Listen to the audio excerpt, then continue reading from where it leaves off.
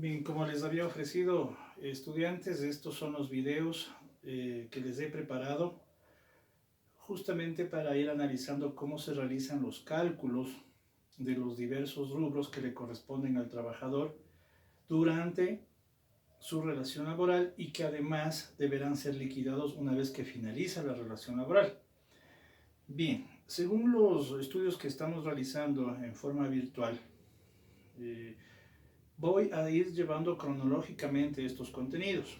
Y en virtud de ello, les había manifestado yo que una parte fundamental, básica, un ejercicio muy básico, elemental, para realizar cualquier cálculo que nosotros tengamos que hacer en adelante, en lo posterior, y eso ya lo vamos a ver, es conocer el tiempo exacto de servicios de un trabajador.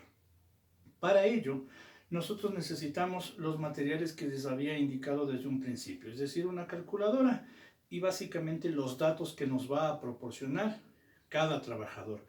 Vendrá entonces a su consulta un trabajador y dirá: ingresé a laborar en tal fecha, fui despedido, renuncié, se cerró la empresa, se liquidó, etcétera, etcétera, en tal fecha. Esos dos datos son fundamentales, en primer lugar, para tener uno de los pilares básicos del cálculo de los haberes de un trabajador. Entonces, en este video vamos a revisar cómo se calcula el tiempo de servicios de un trabajador en primer lugar. Para eso, nosotros vamos a hacer uso de una tablita que la podremos resumir de la siguiente forma. Vamos a poner una columna de años, una de meses y una de días. Asimismo, generando esta tabla, vamos a ubicar en primer lugar la fecha de salida del trabajador y abajo la fecha de entrada o de ingreso de este trabajador. Ven entonces cómo se va configurando esta tablita. ¿Qué es lo que vamos a ubicar en esta tabla? Fecha de entrada, fecha de salida. Va a venir entonces el trabajador y dirá: yo ingresé a laborar, se me ocurre, el día 6 de septiembre del 2015. Ingresó en esa fecha. Fue despedido, desahuciado, se terminó el trabajo, el contrato, etc. Es irrelevante en este momento la causa o el motivo. Lo que nos interesa es la fecha. ¿Qué fecha fue? Supongamos que fue el día 3 de mayo del 2020. ¿Sí? Entonces, entró a trabajar el 6 de septiembre del 2015 y salió el 3 de mayo del 2020. Mi intención es saber y conocer cuál es el tiempo de servicios exacto de este trabajador. ¿Qué es lo que hacemos una vez que tengamos ubicados ya estos datos? Vamos a proceder a restar. Esto simplemente es una resta y vamos a proceder como lo hacíamos en la escuelita. 3 menos 6 no me alcanza. Entonces, ¿qué es lo que se suele hacer? Pido prestado a la columna de al lado, la columna de los meses. Le voy a pedir prestado un mes, pero ese mes tiene que pasarse a la columna de días transformado en días. ¿Cuántos días tiene un mes? 30 días. Entonces, si le pido prestado un mes, aquí tengo 30 días más 3 que tenía aquí, 33. Ahora sí, ya me alcanza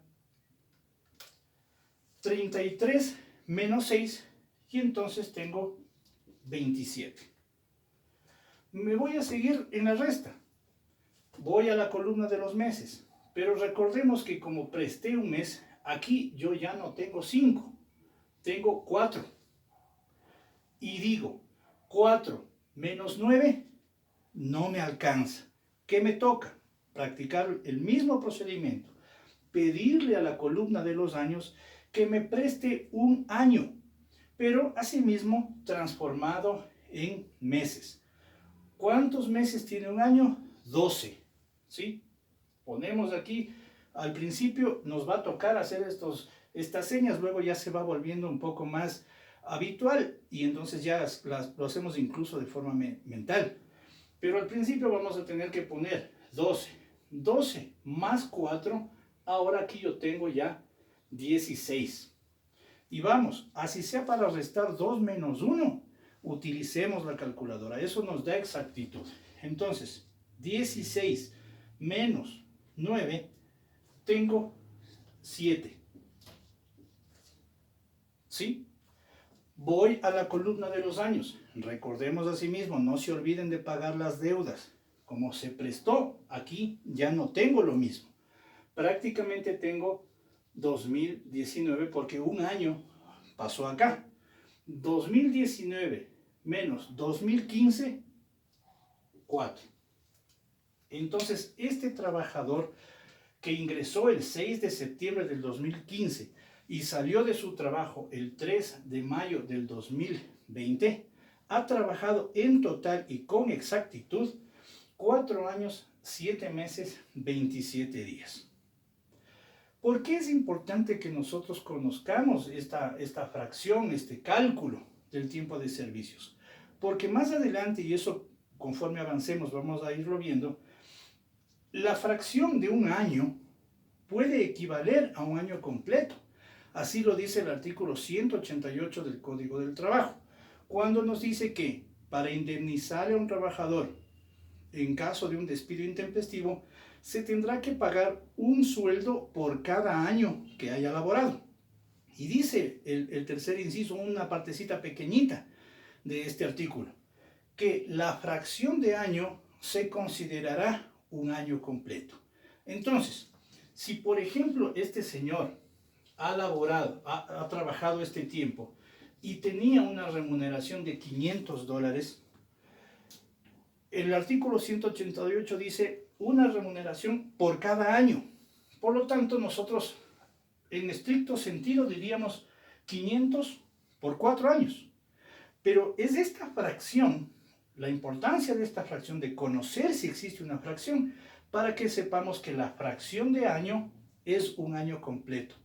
En el caso del despido intempestivo, seamos muy claros en esto. Por lo tanto, la multiplicación ya no será 500 por 4, sino 500 por 5.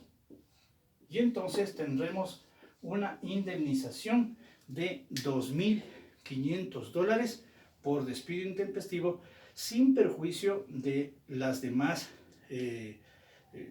beneficios que le correspondan por el despido intempestivo. Si en este ejercicio avancé de pronto un poco rápido, hagamos nuevamente un ejercicio para repasar.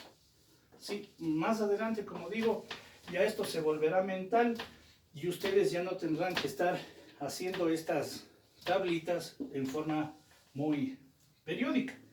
Ya mentalmente sabremos que esta es la columna de los años, esta es la de los meses y esta es la de los días. Y entonces vienen nuevamente los datos que nos proporciona el trabajador. Fecha de entrada, fecha de salida. Vuelvo a poner de ejemplo que este señor entró a trabajar así como muy patriota el 1 de mayo, digamos, del 2017. Entró a trabajar. Pero fue despedido y ahora que está de moda la pandemia, digamos que el 1 de abril del 2020 se terminó su contrato de trabajo. Entonces vamos a proceder de la misma forma, por columnas y por fechas. Vamos, columna de los días. 1 menos 1, ahí sí me alcanza. 0. Columna de los meses. 4 menos 5, no me alcanza. ¿Qué es lo que hago? Pido prestado un año a la columna de los años y le transformo en la columna de los meses en meses. Entonces tenemos 12 meses. 12 más 4 que tenía por aquí son 16 meses. Ahora sí me alcanza, pues. 16 menos 5, 11.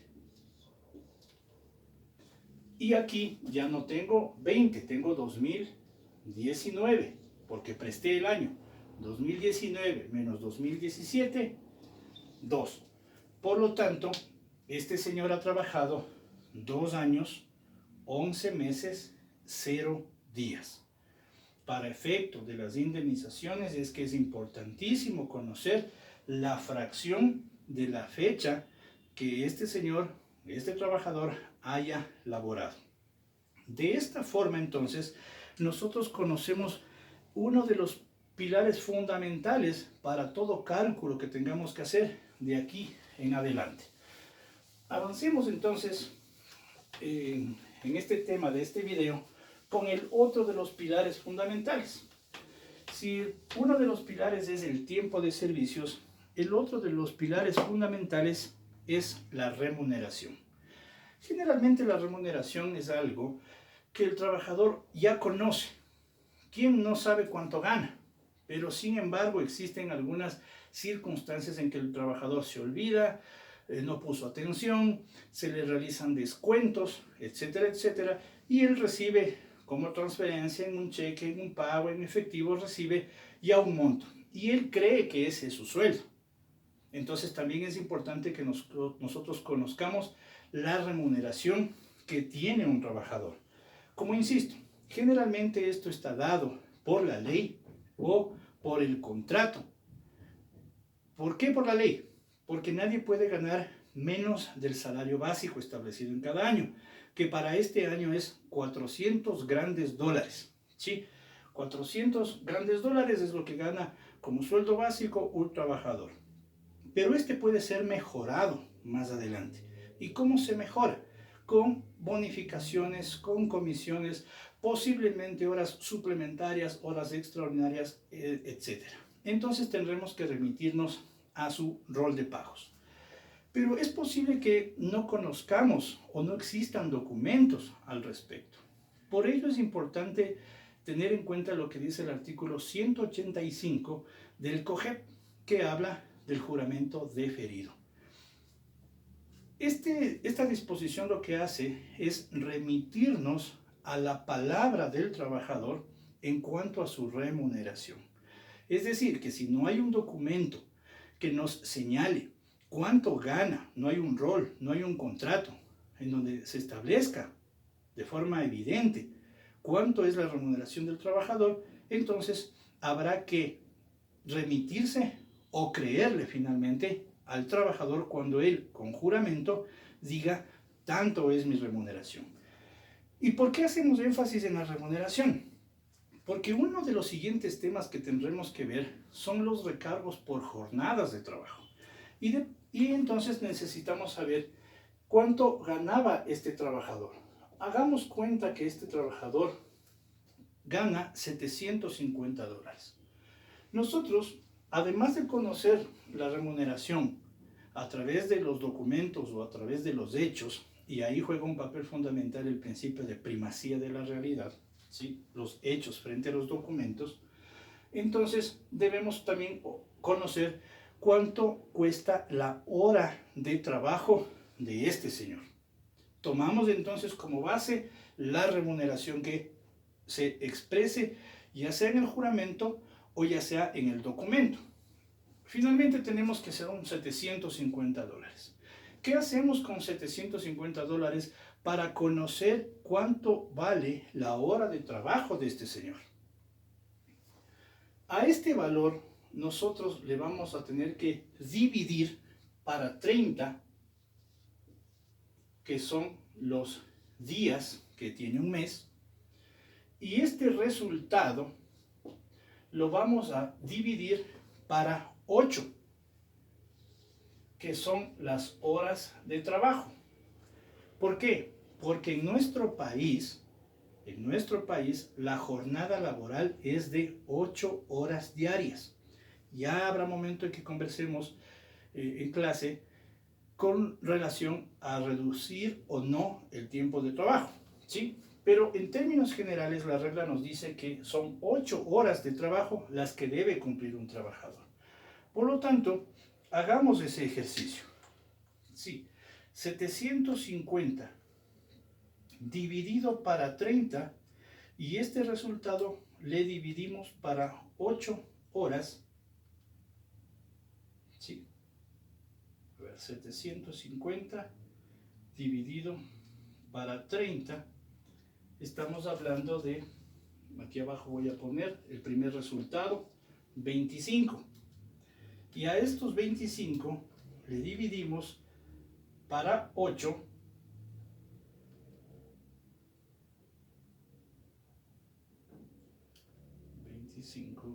Dividido para 8 y tengo aquí un pequeño problema.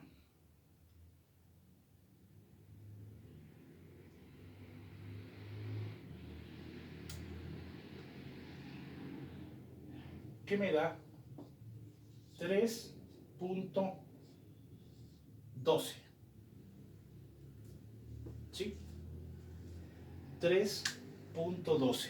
Este entonces viene a ser el valor de la hora de trabajo. ¿Cómo podemos nosotros abreviar este cálculo? Existe un valor constante que nosotros podemos reducir esta fórmula y se trata del valor de 240. ¿De dónde sale este 240? De multiplicar 30 días que tiene el mes por 8 horas que dura la jornada laboral. Son 240. ¿Cómo podemos entonces resumir o reducir este cálculo, esta fórmula, para que no exista una confusión? Dividir el valor de la remuneración que tiene este señor, que son $750, dividido para 240, y entonces tenemos el valor de 3.12. ¿Sí? Son dos caminos que nos llevan a la misma dirección, al mismo fin. En resumidas cuentas, la remuneración que tiene el trabajador, que ya la hemos evidenciado a través de un documento o del juramento deferido, dividimos para 240 y ese es el valor de la hora de trabajo. No nos preocupemos de que este 240 vaya a cambiar. No va a cambiar. ¿Por qué? Porque el mes siempre va a tener 30 días. Y mientras no haya una reforma legal, la jornada de trabajo también siempre tendrá 8 horas. Luego vendrán las inquietudes de decir si se trata de una jornada parcial, si se trata de un trabajo por horas. Todas esas circunstancias tienen como fundamento este cálculo. Entonces, ya tenemos los dos pilares fundamentales para que se pueda sustentar cualquier cálculo que nosotros debamos hacer en materia laboral. Primero, el tiempo de servicios y segundo, la remuneración que tiene que ver con la hora de trabajo. Si nosotros empezamos cualquier cálculo conociendo esto, ya se nos va a ir simplificando más adelante los ejercicios. Pero tengamos muy en cuenta, estudiantes, muy en cuenta que si hacemos mal este cálculo, ya sea del tiempo de servicios o de la remuneración, en adelante todo nos va a salir mal. Todo nos va a salir mal. ¿Y por qué soy enfático en molestarles a ustedes con este tipo de cálculos, de procedimientos?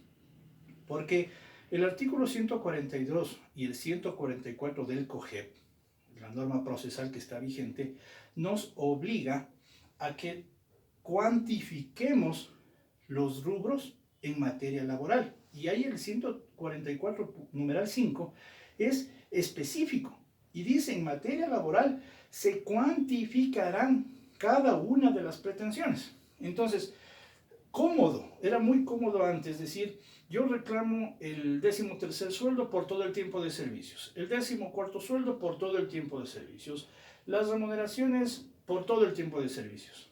¿Sí? Es decir, se le delegaba al juzgador que realice este cálculo, pero eso es lo que ocasionaba justamente una serie de apelaciones, una serie de impugnaciones o incomprensión, no del abogado, no solamente del abogado, sino básicamente de su cliente, porque los clientes vienen a nosotros, los abogados, a entender, a buscar salidas. y entonces el abogado es el que tiene que orientar. Por lo tanto, incluso para que no se generen falsas expectativas para un trabajador que está reclamando sus remuneraciones, entonces tendrá que el abogado cuantificar y le dirá, señor, su tiempo de servicio es este, la hora de trabajo suya vale tanto y se le está debiendo esto, esto, esto. Entonces, la cuantía va a ser más cercana a la realidad que la que antes se ponía en una demanda. Yo he conocido casos en que se ponía en una demanda por haberes laborales y despido intempestivo por $40,000 cuando el señor tenía un sueldo básico y había trabajado año y medio. ¿De dónde aparecen esos $40,000 en cuantía? Y entonces viene el trabajador y se le genera a él una expectativa. Hay trabajadores que confían tanto en su abogado que incluso ya empiezan a gastarse esa plata. Ya empiezan a gastarse esos 40,000. Cuando vienen al juicio, gana el juicio, ¿sí? La otra parte no ha podido demostrar que se le pagó, gana el juicio y entonces le mandan a pagar $2,500, pero él ya pensaba en los 40,000. Y entonces el juez es el corrupto, el juez es el malo, el juez es el que no sabe, la administración de justicia en general, y ese era un inconveniente. De las pocas cosas que puedo rescatar del COGEP, esta es una de las buenas, porque ya le permite orientar al abogado, a su cliente, de cómo más o menos vendrá una cuantía, siempre considerando que el abogado no puede asegurar el triunfo a su cliente, pero ya le orientará y le dirá más o menos, señor, si usted gana el juicio, si tenemos todas las pruebas, esto más o menos es lo que saldrá o lo que establecerá el juez, pero no de una forma abismal. Entonces, como ustedes pueden ver, en esta primera parte de los cálculos necesarios, hemos visto cómo se calcula el tiempo de servicios y la hora de trabajo en función a la remuneración que tiene un trabajador. A continuación nos corresponde conocer lo que tiene que ver con las jornadas de trabajo. Y para ello es necesario partir de lo último que se había explicado, es decir, conocer cuál es el valor de la hora de trabajo. Volvamos a hacer entonces un ejercicio suelto, que por ahí digamos que hay un trabajador que gane, hagámosle ganar un poquito más del básico, ¿sí? Digamos unos $580. Eso es lo que gana. Ustedes conocen entonces que a esta remuneración le vamos a tener que dividir para 240 y entonces vamos a encontrar, ¿sí?, dividido para 240, ustedes ya saben por qué 240, y el resultado es 2.41. De aquí partimos. Entonces, hablar de la jornada suplementaria y hablar de la jornada extraordinaria es reconocer que el trabajador tiene en su beneficio un excedente por el trabajo realizado fuera de la jornada habitual. En clase hemos visto que la jornada de trabajo es de 8 horas. Por lo tanto, lo que pase de las 8 horas debe recibir una remuneración adicional a ese tiempo trabajado. Estos $580 él recibe por haber trabajado 8 horas diarias durante 30 días. Eso está claro. Pero ¿qué pasa si este trabajador le tocó trabajar un tiempo superior a esas 8 horas? Entonces hay que reconocer ese valor. Nos vamos entonces a remitir a lo que dice el Código del Trabajo desde el artículo 47 hasta el artículo 60, en donde se regula esta escala y esta tabla fundamental, el artículo 55 también del Código del Trabajo, en donde existe una tablita, una escala, que nos permite conocer los recargos por efecto del tiempo extraordinario o suplementario. Entonces, vemos que la jornada nocturna de un trabajador va entre las 19 horas y las 6 horas del siguiente día. Y esto obviamente implica un recargo que la ley ha establecido, así como la jornada extraordinaria. Quiero entonces dejar adelantado en este video, para efecto de irlo dividiendo en partes y que no cause confusión, que de aquí, del valor y del cálculo de la hora de trabajo, nos permite esto proyectarnos y conocer cómo se calcularán entonces las horas suplementarias y las horas extraordinarias, que es una temática que la veremos por pedagogía, por didáctica, en el siguiente video.